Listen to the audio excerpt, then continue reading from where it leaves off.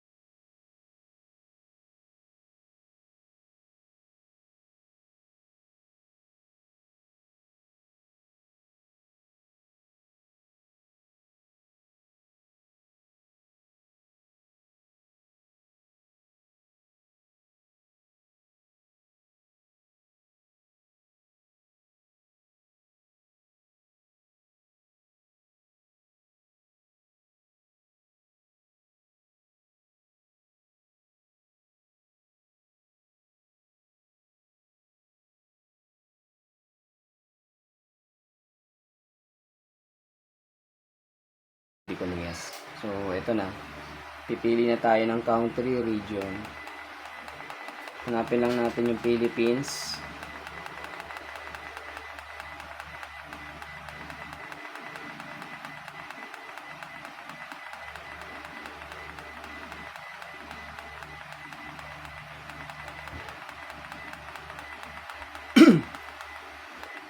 Yan, Philippines. Tas okay.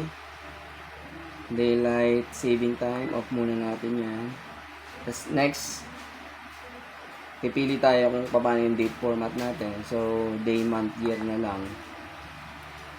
Day ngayon is 23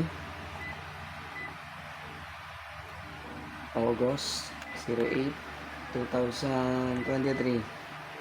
Okay. Time format 12 hours lang. Set time. Anong oras na yan?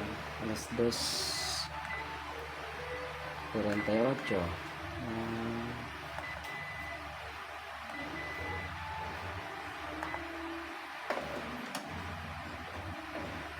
So yan, preparing na siya. Baka ito na yung process na mga 5 minutes. 5 minutes natin siya hintayin para higupin niya yung ink.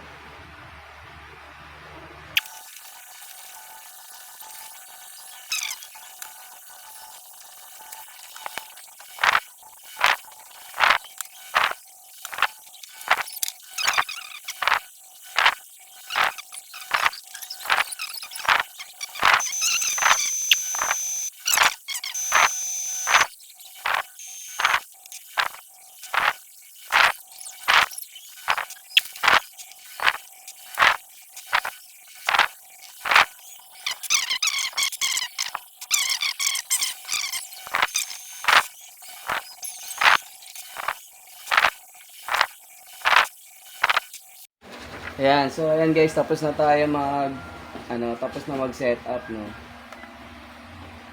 So, try naman natin try muna natin mag-copy gamit yung dito sa ibabaw. So, ilalagay lang natin yung papel, yung may sulat kailangan nakaibabaw. Ano 'yon? Tapos ayan, dahil nakaka-copy na, pinili lang natin yung okay para makopy. Tapos may lalabas na color or black and white. So, dahil black and white lang yung i-copy natin, so, black and white lang. Okay. Then, pinutin natin tong parang diamond. So, ayan.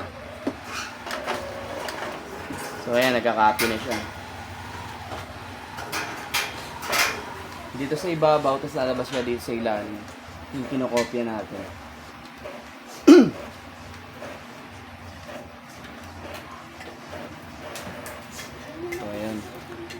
Ito yung kinopya natin.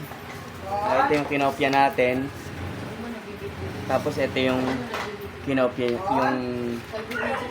ano yung nakopy.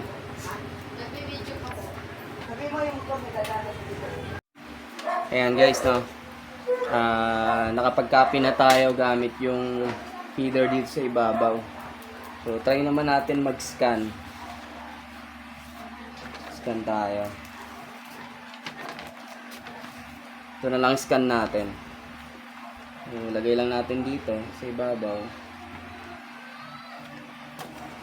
Ayan, may arrow dito. Dapat nandito yung pinaka-kanto nung ika-copy natin.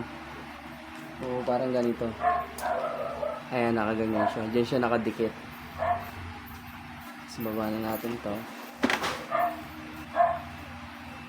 Ayan. Tapos, pindutin natin yung okay sa copy. Dahil black and white lang din yon. Siyempre, black and white lang din yung pipiliin natin. Tapos, start copy.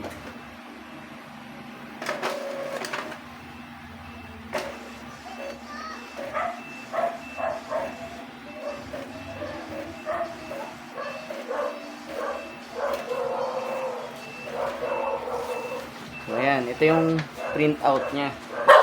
Tapos, ito yung kinopya natin. Ito yung print out. So, maganda yung quality ng niya. Maganda yung quality ng print. So, ayan guys. Na-try na natin mag-photocopy and mag-scan gamit yung Epson L5290. So, quality naman yung print niya. So, ayan. Kung magkano namin nabili to, mas mababa ng konti sa SRP. Ang SRP nito is 13,495. So, mas mababa ng konti doon. Hindi ko na sasabihin kung saan shop dahil hindi naman natin sila kailangan i-promote. So, ayun. Sa mga nagbabalak bumili ng printer ngayong pasukan, okay na okay to. Kaya lang, medyo pricey nga. Pero meron naman mga printer na mabibili na mas mababa, worth 5,000 to 6,000. Yan yung Epson L121. So, matibay din yung printer na yun kasi yung dating printer namin is yung Epson L120. Since 2017 hanggang ngayon ginagamit ko pa. So, okay na okay yung printer na yun. So guys, hanggang dito na lang. Dito ko natatapusin yung video natin. Pagpasensyahan nyo na nga pala, medyo matagal bago tayo nakapag-upload ulit. At saka maraming salamat nga po pala dun sa mga new subscribers natin. At saka sa mga nag-subscribe. So ayun, maraming salamat. At saka sa mga patuloy na nanonood sa mga video natin, maraming salamat. Dun sa mga bashers ko, maraming salamat din sa inyo. And binabasa ko lahat ng comment nyo. Pinag-aaralan ko yan guys. So, ayan. Kung meron kayong mga comment na gusto nyo sabihin, i-comment nyo lang dyan sa baba. Binabasa ko po yan.